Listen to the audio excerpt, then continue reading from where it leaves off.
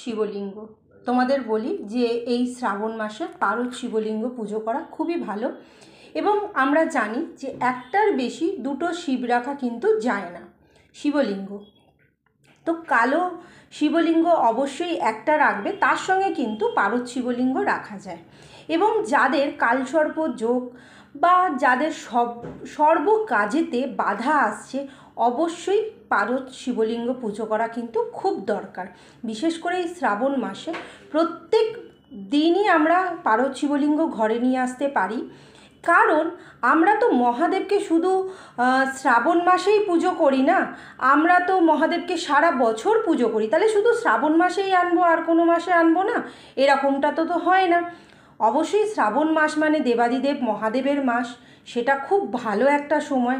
এ বাদেও আমরা প্রত্যেক মাসেও আমরা যেরকম পুজো করি তার সঙ্গে পারদ শিবলিঙ্গ পুজো করা ভালো, এবং পারদ শিবলিঙ্গ ঘরে নিয়ে আসা খুব ভালো।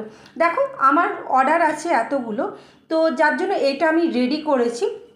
এগুলো প্রত্যেকটা হচ্ছে প্রাণ প্রতিষ্ঠা করা হয়ে গেছে, কিন্তু একে একে আমি রেডি করছি, আমার সব ডেলিভারি হবে বলে। পারদ শিবলিঙ্গ, এই পারদ শিবলিঙ্গ পুজো করা খুব ভালো, এবং বাড়ির নেগেটিভ যা থাকে নেগেটিভ কিন্তু কেটে যায়। সবাইকে তোমাদের বলবো যে পারদ শিবলিঙ্গ পুজো করো, খুব ভালো একটা দিন, এবং পারদ শিবলিঙ্গ পুজো করা কিন্তু ঘরেতে খুব ভালো। ঠিক আছে।